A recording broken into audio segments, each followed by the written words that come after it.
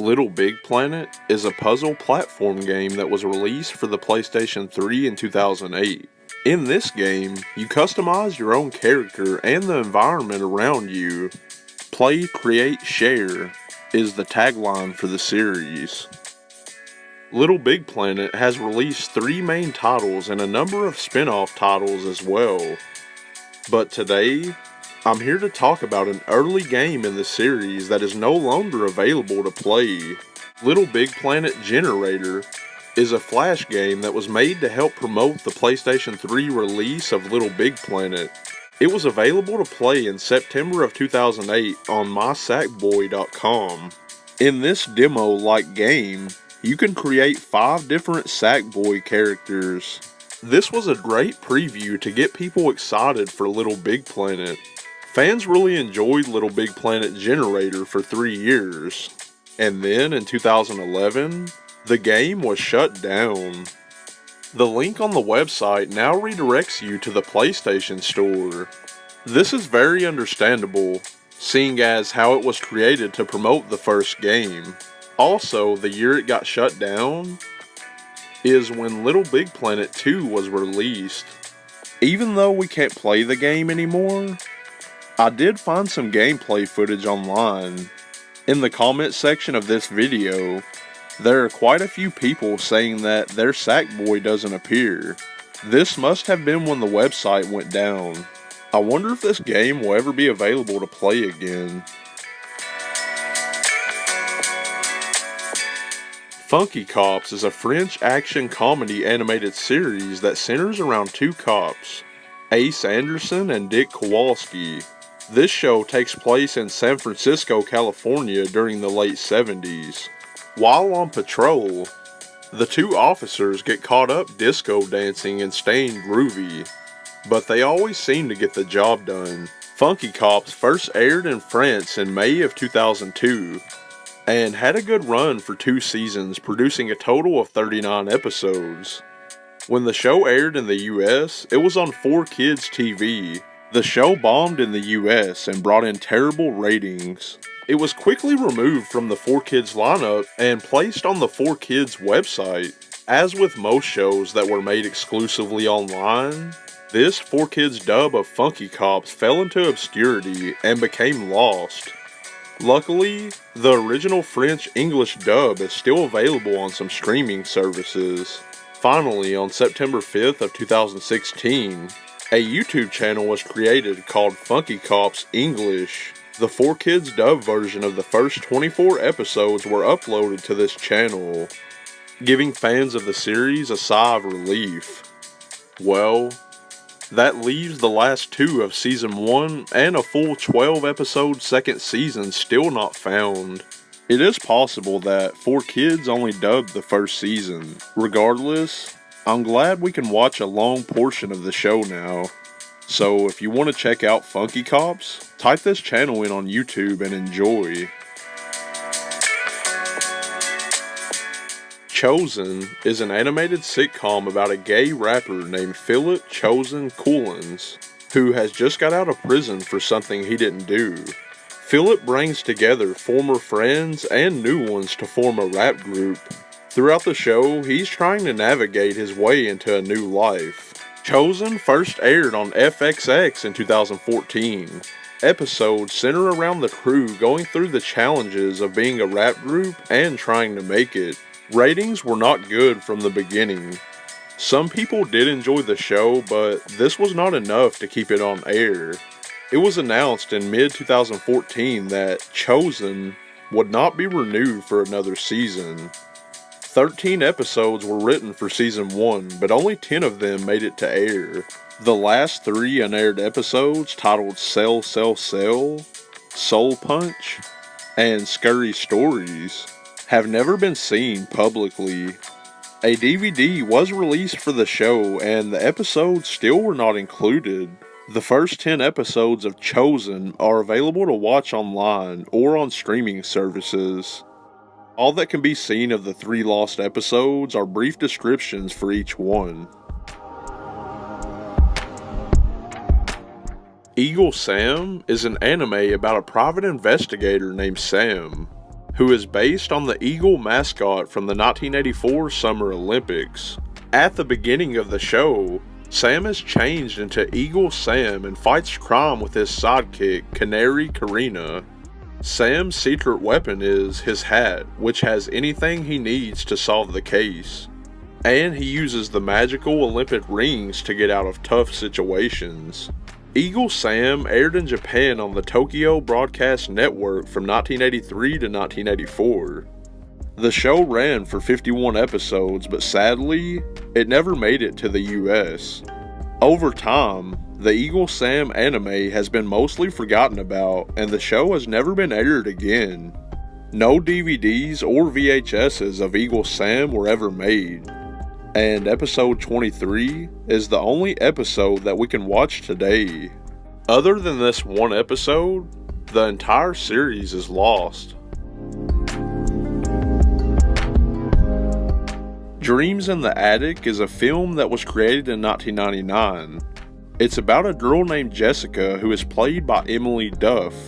She finds a special costume in the attic of a costume shop that changes how people act towards her and her friends. Created by Clark Productions and Champion Entertainment, the movie was written by Caroline Johnston and directed by Bob Willems.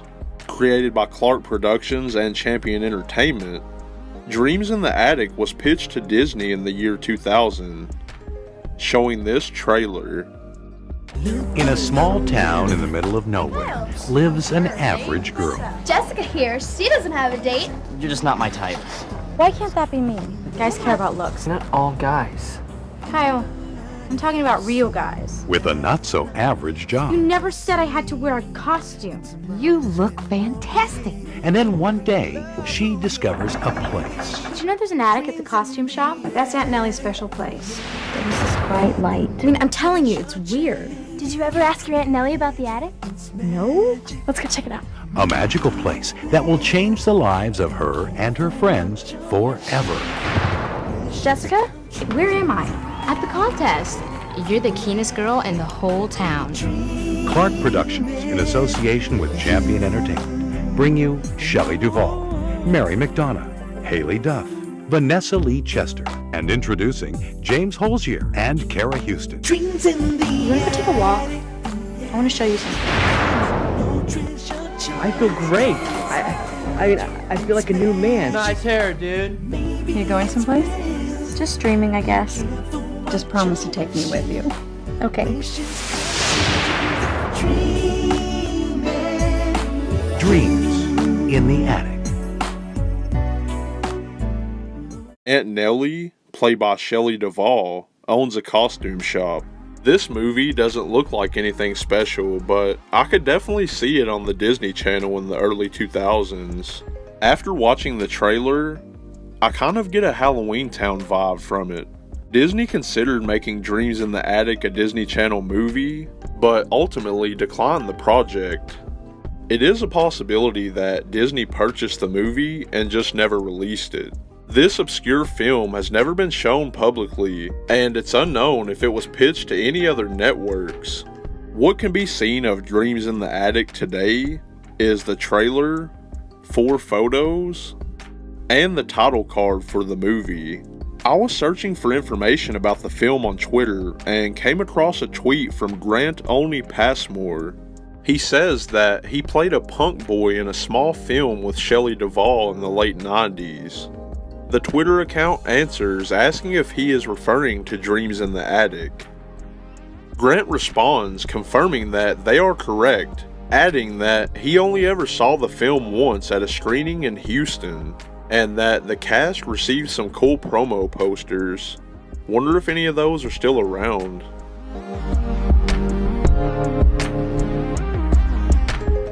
Developed by Bungie and published by Microsoft, Halo is a first-person shooter that is based in the future and centers around a super soldier named Master Chief.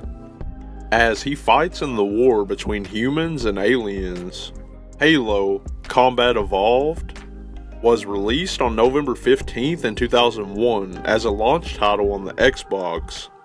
The game was a smash hit, so Microsoft and Bungie began working on the second game in the franchise. Halo 2 was released in 2004. It featured new weapons, vehicles, and most importantly, an amazing new storyline. This game was outstanding and is the reason that Halo is known as the killer app on the Xbox. One thing many fans of the series don't know is that we almost got the chance to play Halo on a Nintendo DS.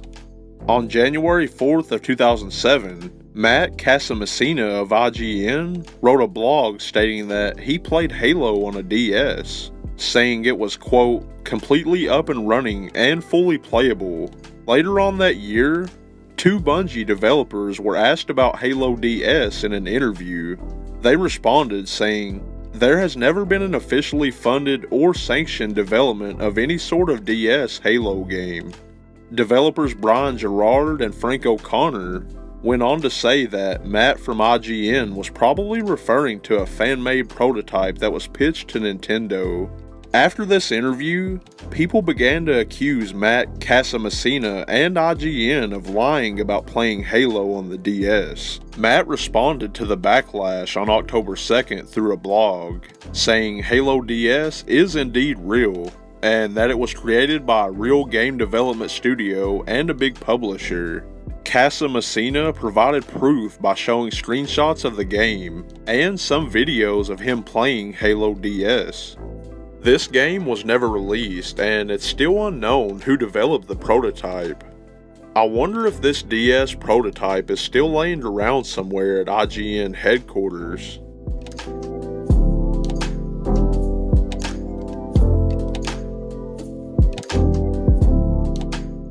Chimpai is an anime that was created in 1989.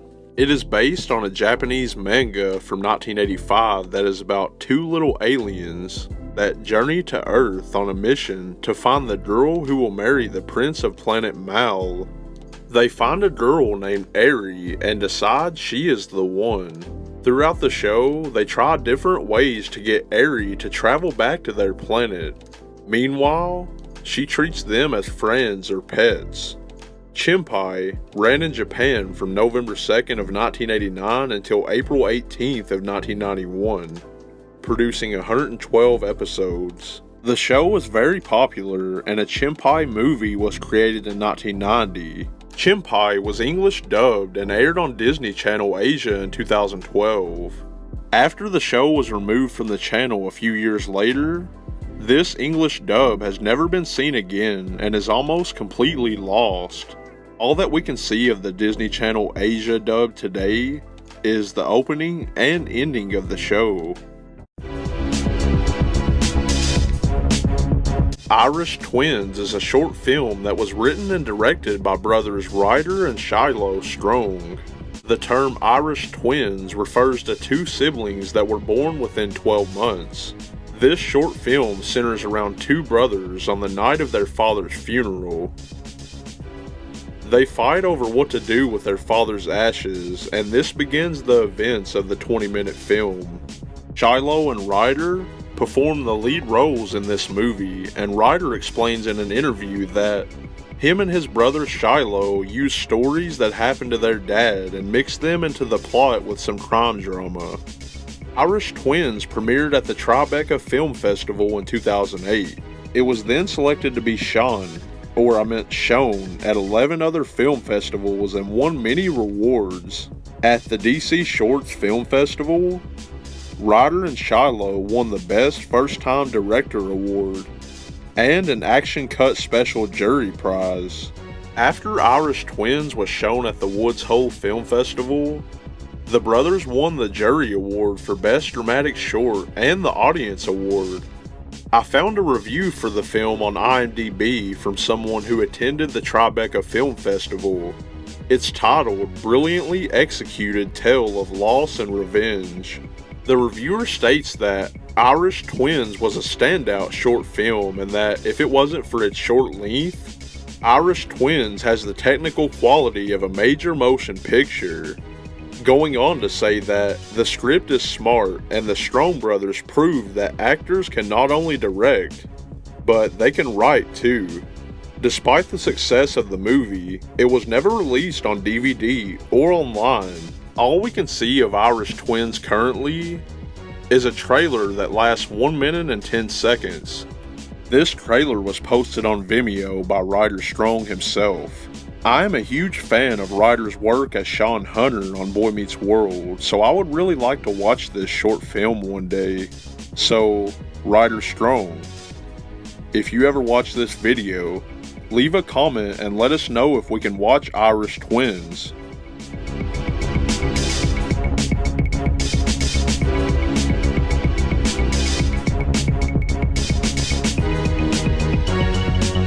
ECW is a professional wrestling promotion that was created by Todd Gordon and run by Paul Heyman.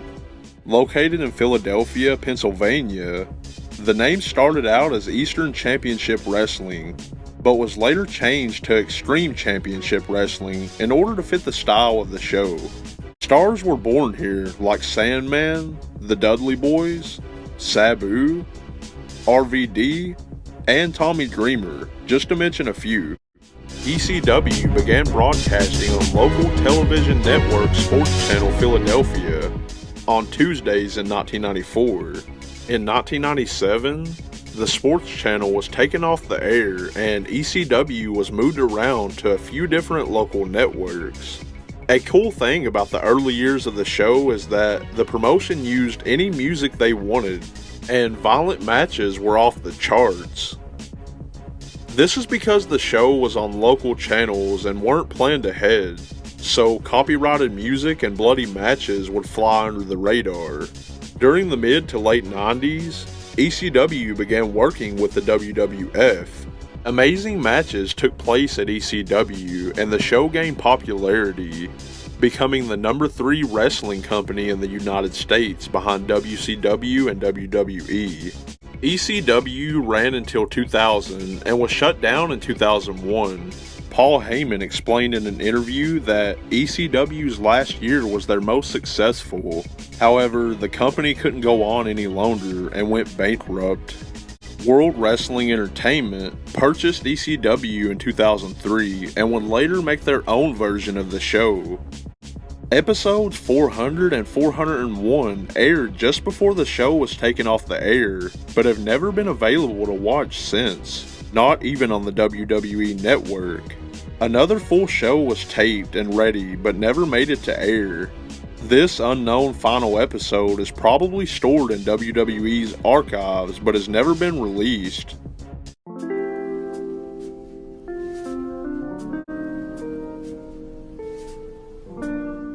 Cyberworld 3D is a 3D animated film that was released in IMAX movie theaters on October 6th in the year 2000. The plot centers around Fig, who introduces us to Cyberworld.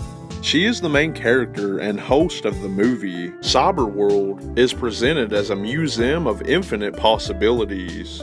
Buzzed, Wired, and Frazzled are 3 computer bugs that are determined to eat the coding of Cyberworld and destroy it altogether.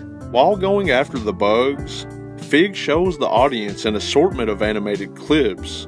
These range from a bar segment with characters from the movie Ants to a 3D animated scene from The Simpsons. Between each animated segment, the movie would transition back to Fig and Cyberworld.